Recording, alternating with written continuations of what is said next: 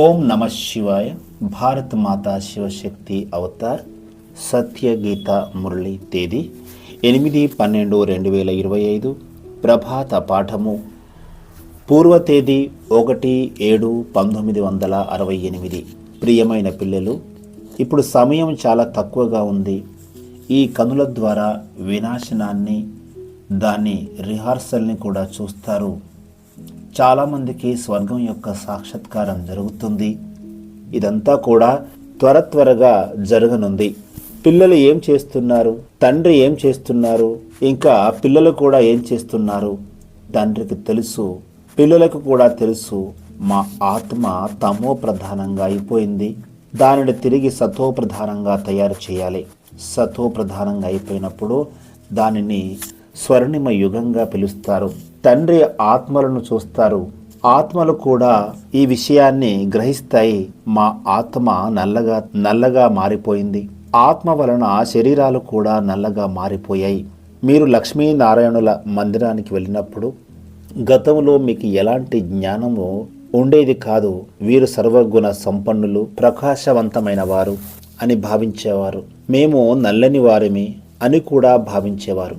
ఎందుకంటే మీకు జ్ఞానము ఆ సమయంలో లేదు. ఇప్పుడు మీరు లక్ష్మీనారాయణుల మందిరానికి వెళ్ళినట్లయితే మీరు ఏమనుకుంటారు? మేము మొదట ఈ విధంగా సర్వగుణ సంపన్నంగా ఉండేవారేమి అని భావిస్తారు. ఇప్పుడు పతితంగా నల్లగా భూతాల వలె అయినట్లుగా తెలుసుకుంటారు. ఇంతకుముందు ఏమని అనేవారు? మేము నల్లని వారిమి, వికారులము, పాపులము అని అనుకునేవారు. ఇలా లక్ష్మీనారాయణుల మందిరానికి వెళ్ళి మాట్లాడేవారు. వివాహం తర్వాత మొట్టమొదటిసారిగా లక్ష్మీనారాయణుల మందిరానికి వెళ్తారు. నవదంపతులు మొదట నిర్వికారులుగా ఉంటారు, ఆ తర్వాత వికారులుగా అవుతారు. అలాంటప్పుడు వారు నిర్వికారి దేవతల వద్దకు వెళ్తారు. వెళ్ళిన తర్వాత తమని తాము పతితులుగా చెప్పుకుంటారు. మేము నల్లని వారుగా కానున్నామని దేవతల ముందు ప్రణమిల్లుతారు.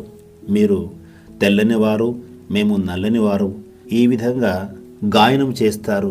వివాహానికి ముందు ఈ విధంగా మహిమ చేయరు.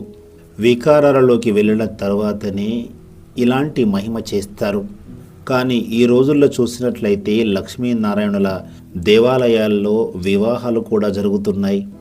నల్లని వారిగా అవ్వడానికి చేతికి కంకణాన్ని కూడా ధరిస్తారు.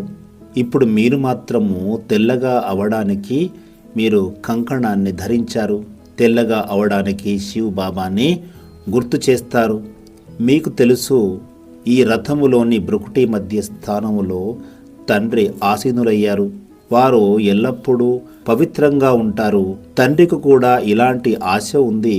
పిల్లలు కూడా పవిత్రంగా కావాలని కోరుకుంటారు. వీరు నిరంతరం నన్నే చూస్తూ, నన్నే గుర్తు చేస్తూ పవిత్రంగా అవ్వాలని ఆశిస్తారు. ఆత్మనే తండ్రిని గుర్తు చేయవలసి ఉంటుంది. తండ్రి కూడా పిల్లలని చూస్తారు, చూసి సంతోషిస్తారు. మీరు కూడా తండ్రిని చూస్తూ పవిత్రంగా మారిపోతారు. ఆ తర్వాత ఇలా లక్ష్మీనారాయణులాగా అవుతారు. ఈ ఏం ఆబ్జెక్టును చేరుకోవడానికి పిల్లలు చాలా అప్రమత్తంగా ఉండవలసిన అవసరం ఉంది.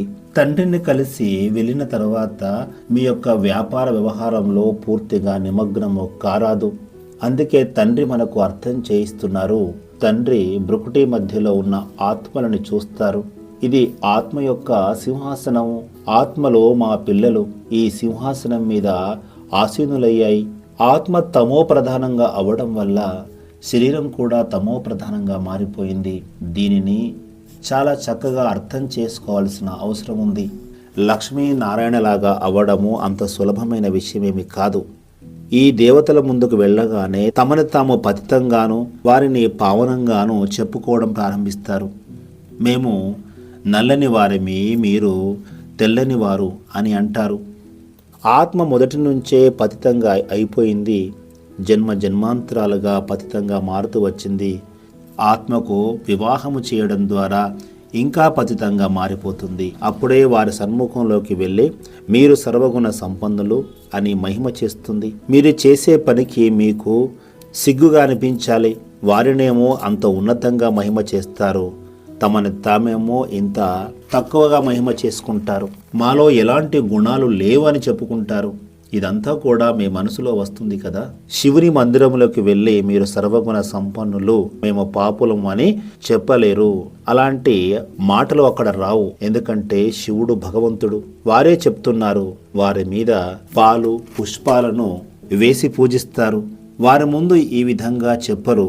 వారు స్వయంగా కూర్చొని ఈ విషయాలన్నీ మనకు అర్థం చేయిస్తున్నారు. పిల్లలు, మీరు ఇప్పుడు తెలుసుకున్నారు, ఇదంతా కూడా గతంలో జరిగిన విధంగానే జరుగుతోంది. ఆత్మ పవిత్రంగా అవుతోంది. ఆ తర్వాత దానిని దేవీ దేవతగా పిలుస్తారు. మనము అలాంటి స్వర్గానికి అధిపతులుగా కానున్నాము. కానీ మాయ మనలను నిరంతరము మరిపించేలా చేస్తుంది. ఇక్కడ విన్నవారందరూ బయటికి వెళ్ళగానే మర్చిపోతారు. అందువల్ల బాబా చాలా స్పష్టంగా మనకు తెలియచేస్తున్నారు.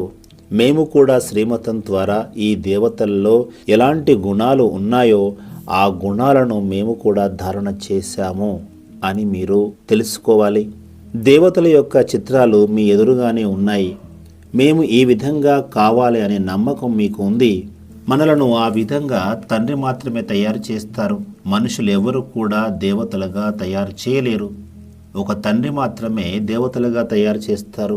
మనుషుల నుంచి దేవతలుగా మీరే నెంబర్ వారిగా అవుతారు. తండ్రి తెలియచేస్తున్నారు, భక్తి మార్గంలో మీరు చాలా చాలా చేసి వచ్చారు. అయినా కూడా మీ యొక్క పతనమే జరిగిపోయింది. ఇప్పుడు జ్ఞానం మీకు లభించింది. భక్తులు ఈ విషయాన్ని అర్థం చేసుకోలేరు.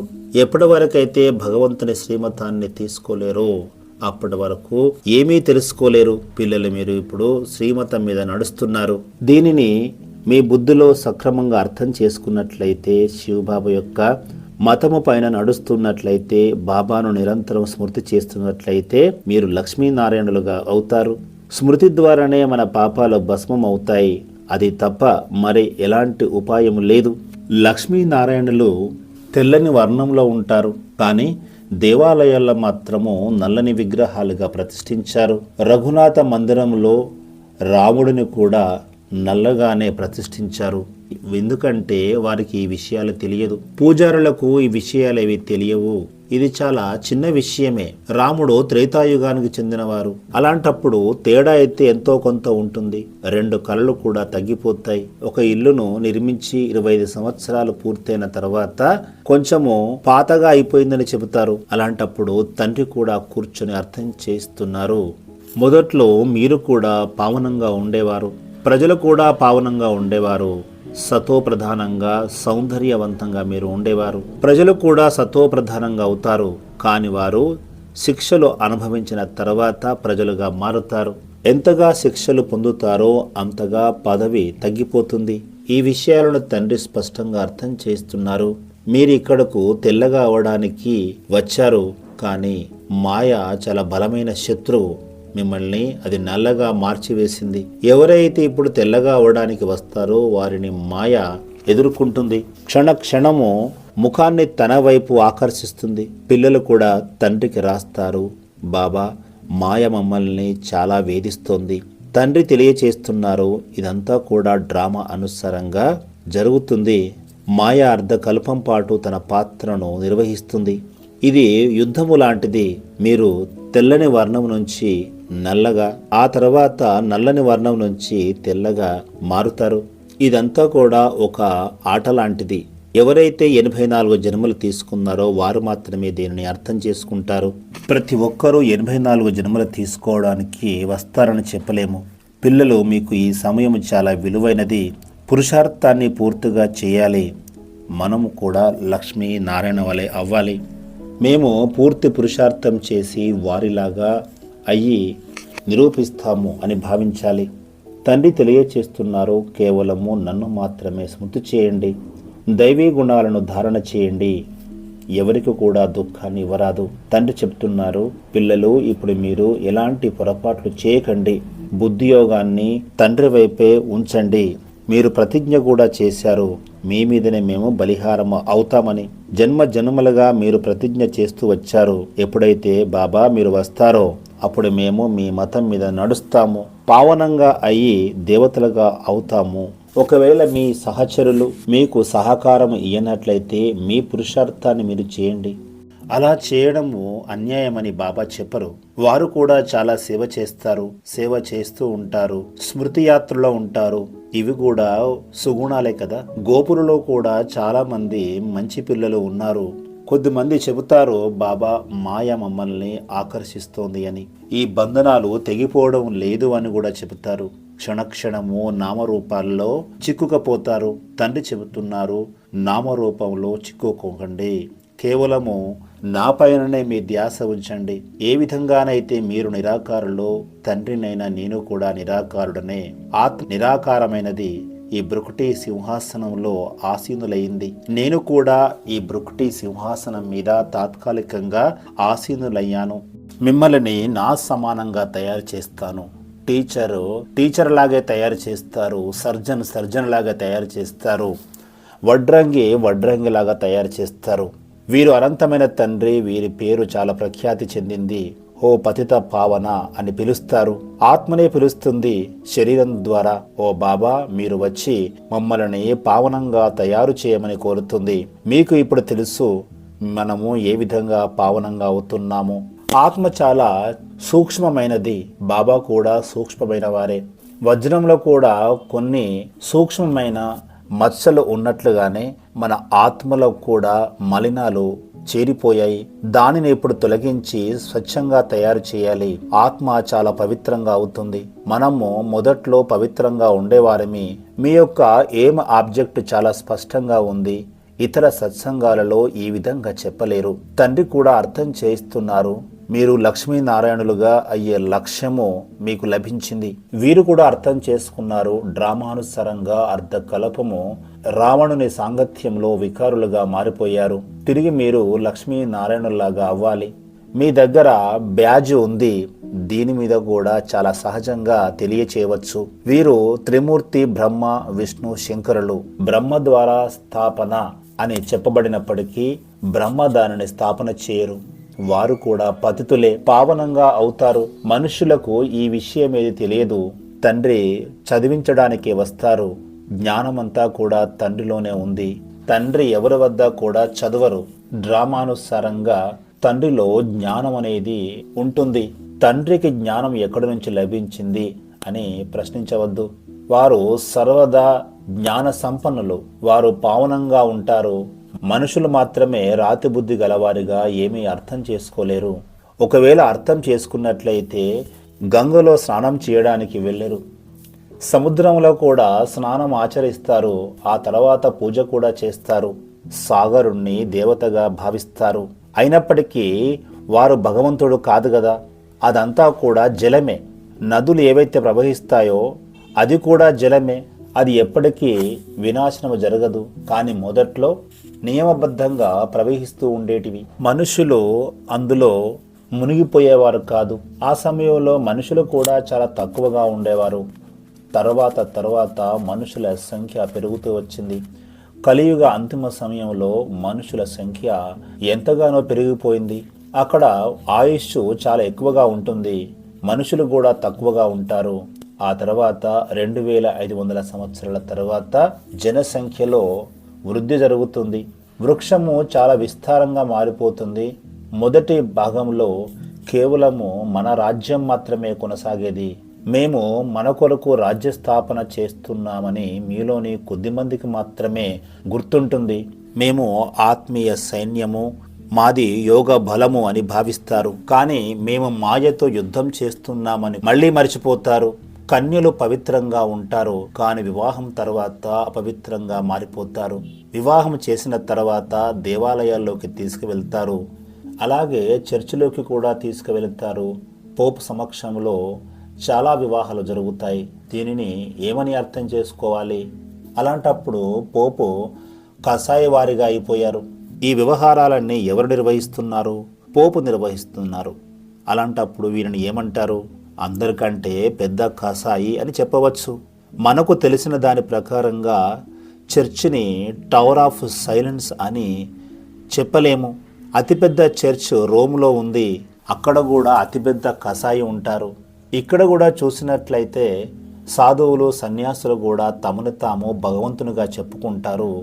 అలా చెప్పుకునే వారిని కసాయి అనే పిలవాలి. ఈ విషయాలన్నీ మీరు అర్థం చేసుకున్నారు, మరెవరు కూడా అర్థం చేసుకోలేరు. ఇక్కడ రాజరికము స్థాపన జరుగుతోంది, మేమే దానిని స్థాపన చేస్తున్నాము. మాకు స్పష్టమైన ఆబ్జెక్ట్ లభించింది. మేము ఆ లక్ష్యాన్ని చేరుకోవడానికి బ్రహ్మ బాబా ద్వారా మనలను దేవీ దేవతలుగా తయారు చేస్తున్నారు. అలాంటప్పుడు మనం ఏమి చేయాలి? తండ్రిని గుర్తు చేయాలి.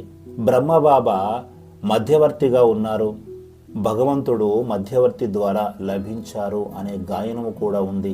పరంపిత శరీరాన్ని తీసుకుంటారు, అలాంటప్పుడు బ్రహ్మబాబా మధ్యవర్తి అవుతారు. మీరు శివబాబాతో యోగాన్ని జోడిస్తారు. ఇక్కడ వివాహం అనే ప్రస్తావన తీసుకురాకండి. శివబాబా వీరి ద్వారా మన ఆత్మలను పవిత్రంగా తయారు చేస్తున్నారు. పిల్లలు పిల్లలు అని కూడా పిలుస్తారు. తండ్రినైనా నన్ను స్మృతి చేయమని వారు తెలియచేస్తారు. తిరిగి తండ్రి జ్ఞానాన్ని మీరు ఇతరులకు తెలియచేస్తారు. బ్రహ్మబాబా కూడా జ్ఞానాన్ని చాలా మంచిగా అర్థం చేయిస్తారు. మున్ముందు చాలామందికి సాక్షాత్కారం కూడా జరుగుతుంది. ఆ తర్వాత అందరూ పశ్చాత్తాపపడతారు. తండ్రి చెబుతున్నారు, ఇప్పుడు సమయం చాలా తక్కువగా ఉంది. ఈ కనుల ద్వారా మీరు వినాశనాన్ని చూస్తారు. రిహార్సల్ కూడా జరుగుతుంది. చాలామందికి స్వర్గం యొక్క సాక్షాత్కారము జరగనుంది. ఇదంతా కూడా త్వరగా జరుగుతుంది అని తెలియచేస్తున్నారు. జ్ఞాన మార్గం అంటేనే సత్యమైన మార్గము, భక్తి అంటేనే అనుకరణ మార్గము. కేవలము సాక్షాత్కారం లభించగానే ఏమవుతారు? సాక్షాత్కారము జరగగానే ఏమి లాభం జరుగుతుంది? మీరు మాత్రమే దేవతలుగా అవుతారు. మీకు జరిగిన సాక్షాత్కారాన్ని మీరు ఈ కనుల ద్వారా చూడగలుగుతారు. వినాశనాన్ని చూడటము అంత సులువైన విషయం కాదు, అది చాలా పెద్ద విషయము. ఎందుకంటే ఒకరినొకరు హత్యలు చేసుకుంటారు. భారతదేశము మొదట అఖండంగా ఉండేది. ఇప్పుడు ప్రభుత్వాలు దేశాలు వేరువేరుగా అయిపోయాయి.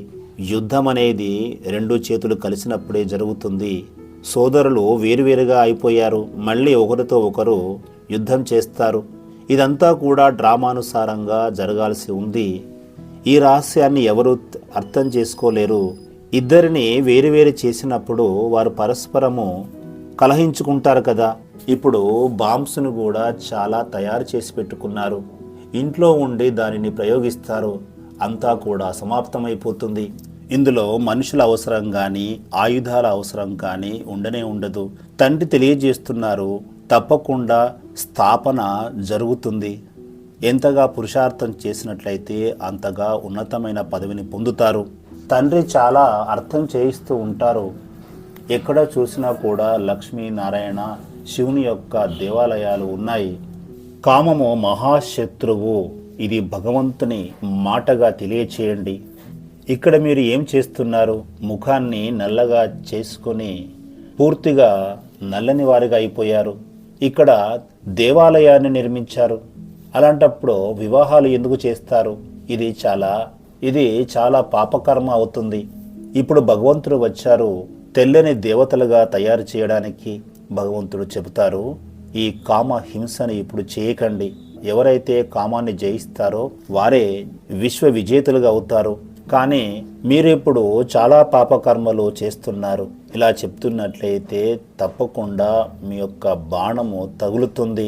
కానీ సమయం పట్టవచ్చు. ఆ తర్వాత మీ పిలుపు అందరికీ వినిపిస్తుంది. మనం ఏమి చెబుతున్నామో సన్యాసులు కూడా అర్థం చేసుకుంటారు. ఎవరైతే తమని తాము ఈశ్వరునిగా చెప్పుకుంటారో వారిని అతిపెద్ద రాక్షసులు అని చెప్పవచ్చు. పోపు కూడా అతిపెద్ద రాక్షసుడే అవుతారు. సన్యాసులు కూడా తమని తాము భగవంతునిగా చెప్పుకున్నట్లయితే వారు కూడా అసురులుగానే అవుతారు. కానీ పోపు విషయం చూసినట్లయితే తనని తాను భగవంతుడు అని చెప్పుకోరు. భారతదేశము అతి తమోప్రధానంగా మారిపోయింది. ఇప్పుడు భిక్షాటన చేస్తుంది, అప్పులు తీసుకొని ఇతరులకు ఇస్తుంది. ప్రతి ఒక్కరి తలపైన ఎంతో అప్పు ఉంది. ఎంతో నష్టం జరుగుతుంది. ఇది కూడా డ్రామాలో నిక్షిప్తమై ఉంది. బాంబ్స్ తయారు చేస్తారు, వాటిని దాచి ఉంచుకోవడానికి తయారు చేయరు. ఒకరితో ఒకరు కలహించుకుంటూనే ఉంటారు, ఒకరి నుంచి ఒకరు విడిపోతూనే ఉంటారు. కానీ తండ్రి మాత్రము ఇక్కడ అందరినీ కలుపుతున్నారు. మీరందరూ కూడా సోదరులుగా భావించండి. తండ్రి సమానంగా అవ్వాలి. తండ్రి జ్ఞానసాగరులు, శాంతి సాగరులు, పిల్లలు కూడా ఆ విధంగా అవ్వాలి. మంచిది. ఆత్మీయ పిల్లలకు ఆత్మీయ బాప్ దాదా యొక్క ప్రియ స్మృతులు. నమస్తే. వరదానము: స్మృతి స్వరూప్ భవ. బాప్ దాదా పిల్లలకు ప్రతి సమయంలో స్మృతి ఉండేందుకు డైరెక్షన్ ఇచ్చారు. అమృత వేళ స్మృతి స్వరూపములో అవ్వడానికి, గాడ్లీ స్టడీ చదవడానికి, కర్మ చేస్తూ కర్మయోగిగా అవ్వడానికి, ట్రస్టీగా మారి శరీర నిర్వహణ చేయడానికి అనుకూలమైన సమయము. అనేక వికారి ఆత్మలతో సంపర్కంలో రావడానికి, అనేక ఆత్మల ఆలోచన వైబ్రేషన్స్ను పరివర్తన చేయడానికి స్మృతి స్వరూపం యొక్క విధిని తండ్రి తెలియచేశారు. కాబట్టి ఇప్పుడు స్మృతి స్వరూపంగా అవ్వండి. ఓం నమః శివాయ.